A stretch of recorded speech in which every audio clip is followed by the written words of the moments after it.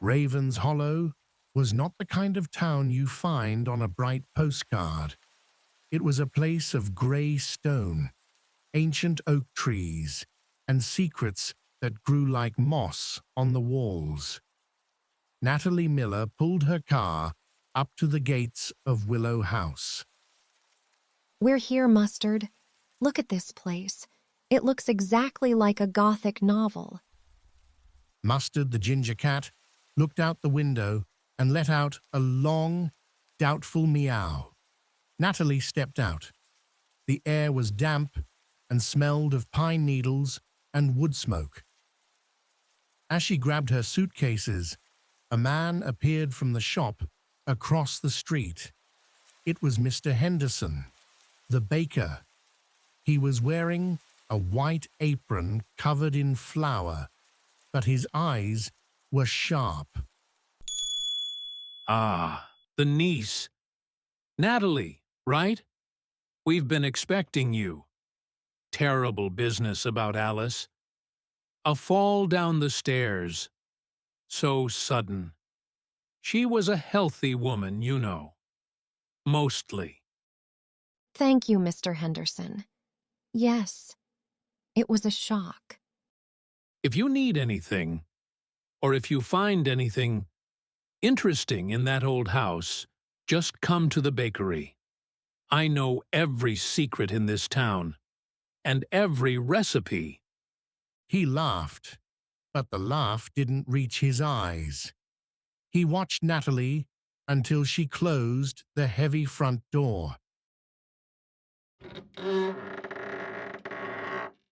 Inside, the house was silent.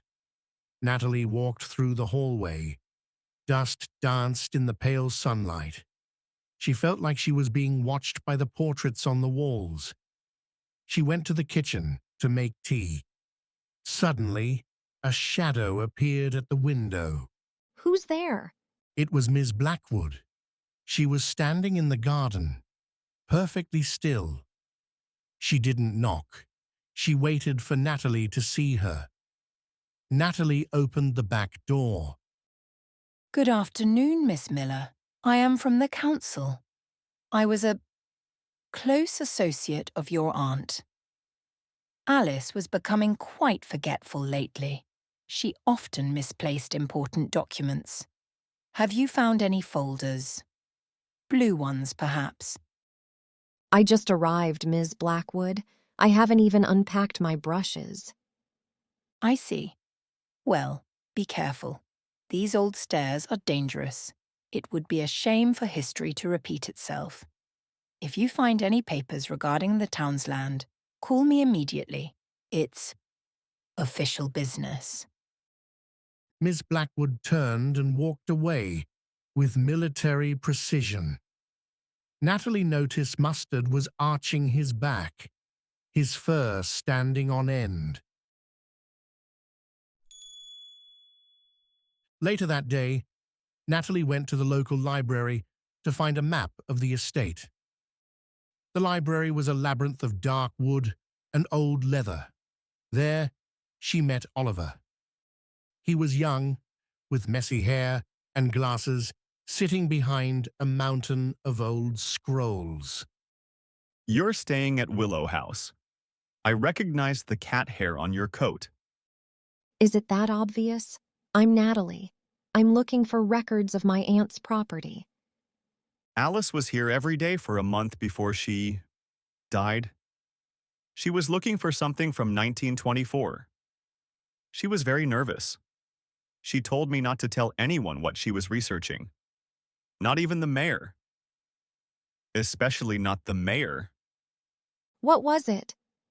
I don't know, but I saw Mr. Henderson, the baker, following her out of the library twice. My advice, Natalie? Lock your doors. This town likes its silence. Oliver's voice was calm, but his hands were shaking as he organized the books.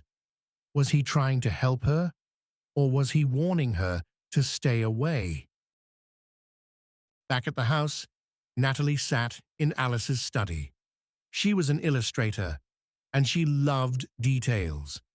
She noticed that the bottom drawer of the desk was slightly shorter than the top one. A false back. How very Agatha Christie of you, Aunt Alice. Inside was a bundle of letters, tied with a black ribbon. Natalie opened the first one. The handwriting was shaky.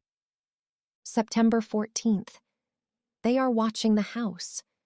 I saw the light in the garden again. I know the truth about the town hall land. It was never a gift. It was stolen. If something happens to me, look behind the painting of the silver fox. The key is there. Natalie looked up at the wall. There was no painting of a silver fox. It was gone. Only a pale rectangle on the wallpaper remained where a painting used to be. Mustard. Stay close. Someone had been in the house. Someone had taken the painting. And as Natalie looked at the window, she saw a figure standing under the old willow tree in the rain, looking straight up at her room. The investigation had only just begun.